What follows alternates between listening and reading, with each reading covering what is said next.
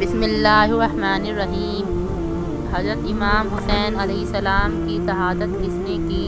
میدان کربلا میں جمعہ کے دن محرم 10ویں تاریخ 61 ہجری مطابق 600 عیسوی کو امام عالی مقام حضرت امام حسین رضی اللہ عنہ کے بیٹوں، بھائیوں، بھتیجوں اور جانثار ساتھیوں کی شہادت کے بعد جب جگر پارے رسول شہزادہ ہیبت علی کے نور عین مومنوں کے دل کے چین جنتی نوجوانوں کے سردار مجاہدوں کے قافلہ سالار ابن حیدر کرار شہنشاہ کربلا پیکر صبر و ارجا حضرت امام حسین رضی اللہ تعالیٰ عنہ کی شہادت کا وقت آ گیا، جب آپ نے میدان جنگ میں جانے کا ارادہ فرمایا تو حضرت حجۃ العابدین اپنی بیماری کی نکاہت اور کمزوری کے باوجود بھیجا لیے ہوئے حضرت امام کی خدمت میں حاضر ہوئے اور عرض کیا، بابا جان، پہلے ہمیں میدان کارزار میں جانے اور اپنی جان کے نثار کرنے کی اجازت دیجیے۔ میرے ہوتے ہوئے آپ شہید ہو جائیں، یہ نہیں ہو سکتا۔ امام عالی مقام نے نور نظر کو اپنی آغوش محبت میں لیا، پیار کیا اور فرمایا، بیٹا، میں تمہیں کیسے اجازت دے دوں؟ علی اکبر بھی شہید ہو گئے، قاسم بھی دنیا سے چلے گئے اور تمام عزیز و اقارب جو ہمراہ تھے سب راہ حق میں نثار ہو چکے ہیں۔ میں تمہیں اجازت دے دوں تو خواتین اہل بیت کا کوئی محرم نہیں رہ جائے گا۔ ان بے کس غریب الوطن کو مدینہ کون پہنچائے گا؟ تمہاری ماؤں بہنوں کی نگہداشت و خبر گیری کون کرے گا؟ میرے پیارے بیٹے، تمہیں زندہ رہنا ہے، تمہیں شہید نہیں ہونا ہے، ورنہ میری نسل کس سے چلے گی؟ حسینی سعادت کا سلسلہ کس سے جاری ہوگا؟ میرے جد و پدر کی جو امانتیں میرے پاس ہے وہ کس سے سپرد کی جائے گی؟ میرے لختے جگر، یہ ساری امیدیں تمہاری ذات سے وابستہ ہے۔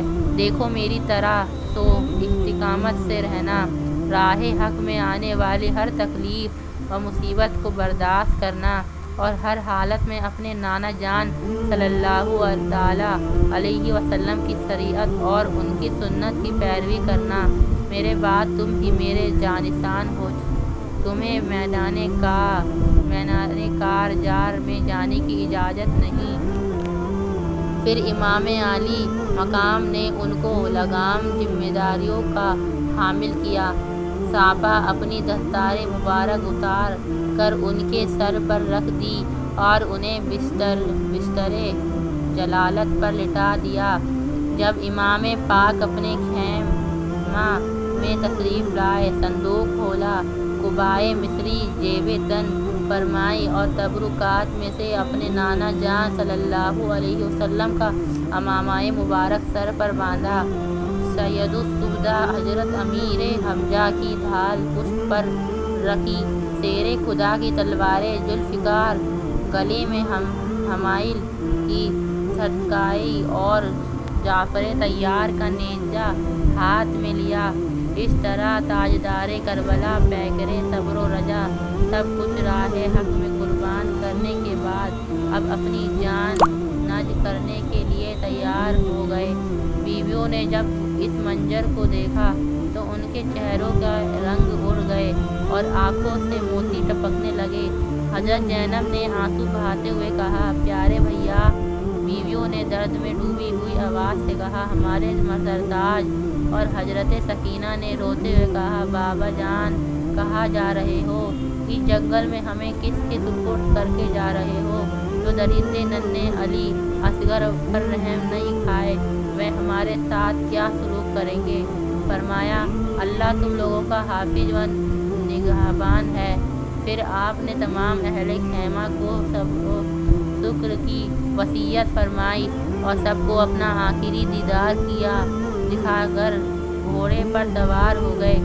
غریب الوطن اور بے کس مسافروں کا دکھ رسیدہ قافلہ حسرت بھری نگاہوں سے آپ کو دیکھتا رہا۔ پردہ نشینان حرام حسرت و یاد حرص و امید کی خاموش تصویریں بنی ہوئی کھڑی رہی اور سب کی آنکھوں سے اشکِ غم کے موتی ٹپکتے رہے، مگر کوئی چیز حضرت امام کے پاؤں کی بیڑی نہ بن سکی۔ آپ نے سب کو خدا کے حوالے کیا اور دشمنوں کے سامنے پہنچ گئے۔ یہی دن کے بھوکے پیاسے اور بیٹوں، بھائیوں، بھتیجوں اور جانثار تاجوں کے غم سے نڈھال ہیں۔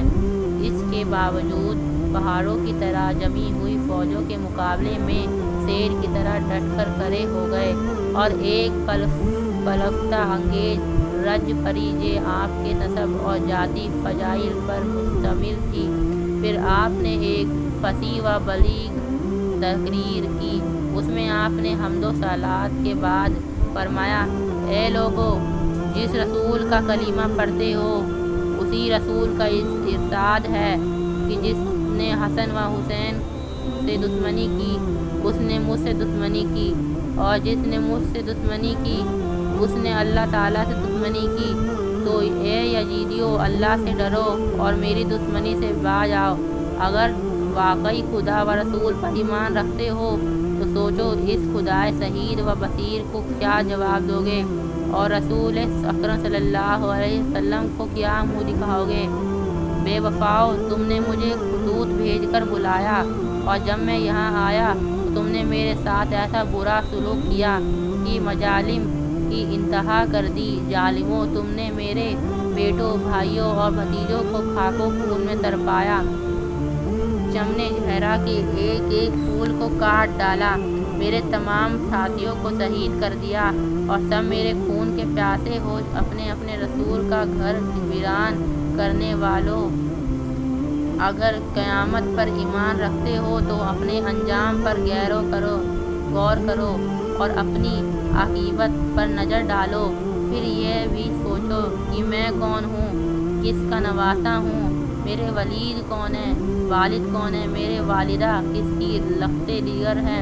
میں انہی فاطمہ زہرا کا فرزند ہوں کہ جن کے پلصراط پر گزرتے وقت عرش سے ندا کی جائے گی کہ اے اہل محشر، اپنے سروں کو جھکا لو اور اپنی آنکھیں بند کر لو۔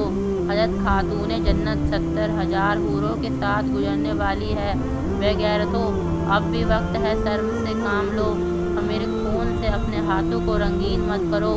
حضرت امام کی تقریر سن کر عزیزی لشکر کے بہت سے لوگ متاثر ہو گئے اور ان کی آنکھوں سے آنسو جاری ہو گئے، لیکن سمر وغیرہ بد وقت خوبیصوں سے کوئی اثر نہ لیا، بلکہ جب انہوں نے لشکریوں پر حضرت امام کی تقریر کا کچھ اثر دیکھا تو شور و گل مچانا شروع کر دیا کہ آپ یا تو یزید کی بیعت کر لیں اور یا تو جنگ کے لیے تیار ہو جائیں، اس کے علاوہ ہم کچھ سننا نہیں چاہتے۔ امام نے فرمایا: اے بدبختینو، مجھے خوب معلوم ہے کہ تمہارے دلوں پر سخاوت و بدبختی کی مہر لگ چکی ہے اور تمہاری غیرت ایمانی مردہ ہو چکی ہے، لیکن میں نے یہ تقریر صرف اتمام حجت کے لیے کی ہے تاکہ تم یہ نہ کہہ سکو کہ ہم نے حق اور امام برحق کو یہی پہچانا تھا۔ الحمدللہ، میں نے تمہارا یہ اجروانہ ختم کر دیا۔ اب رہا یزید کی بیعت کا سوال، تو یہ مجھ سے ہرگز نہیں ہو سکتا کہ میں باطل کے سامنے سر جھکا دوں۔ مرد حق باطل سے ہرگز خوف کھا سکتا نہیں، سر کٹا سکتا ہے لیکن سر جھکا سکتا نہیں۔ امام عالی مقام نے جب دیکھا کہ یہ بدبخت میرے کل کا وبال اپنی گردن پر ضرور لیں گے اور میرا خون بہانے سے کسی طرح باز نہیں آئیں گے، تو آپ نے فرمایا: اب تم لوگ یہ ارادہ رکھتے پورا کرو اور جسے میرے مقابلے کے لیے بھیجنا چاہتے ہو بھیجو۔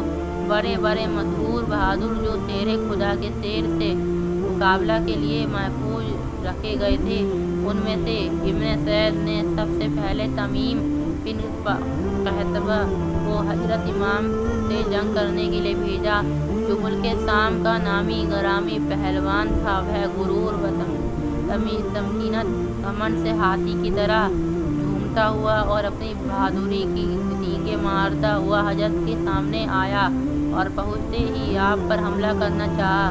ابھی اس کا ہاتھ اٹھا ہی تھا کہ تیرے خدا کے تیر نے ذوالفقار حیدری سے ایسا جنچہ تلا وار کیا کہ اس کا سر جسم سے اڑا دیا اور اس کے گھمنڈ کو خاک میں ملا دیا۔ پھر یزید ابطحی بڑے کرو فر کے ساتھ آگے بڑھا اور چاہا کہ امام کے مقابل بہادری کا جوہر دکھا کر یزیدیوں کی جماعت میں اپنی تباہی حاصل کرے اور انعام و اکرام کا مستحق بنے۔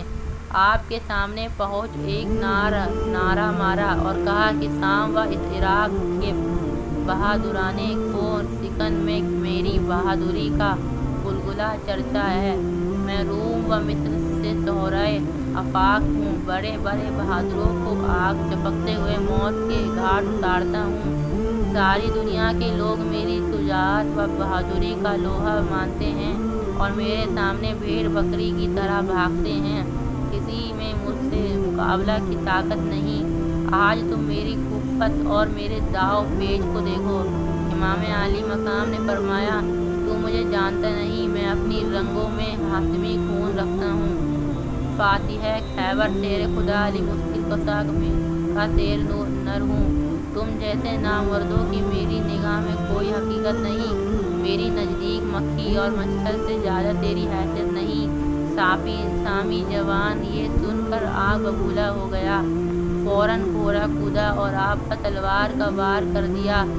حضرت امام نے اس کے وار کو بیکار کر دیا اور پھر جھپٹ کر اس کی کمر پر ایسی تلوار ماری کہ وہ کیڑے کی طرح کٹ کر دو ٹکڑے ہو گیا اور منہ کے بل زمین پر گرا۔ فولاد کا ٹکڑا زمین پر سر نگو ہو کر تکبر بہہ گیا۔ زخموں کے رستے موجے خوں ہو کر بدر بن سہیل یمنی اس منظر کو دیکھ کر غصے سے لال پیلا ہو گیا۔ ابن سعد سے کہا، تم نے کن سواروں کو حسین کے مقابلے میں بھیج دیا جو دو ہاتھ بھی جم کر مقابلہ نہیں کر سکے؟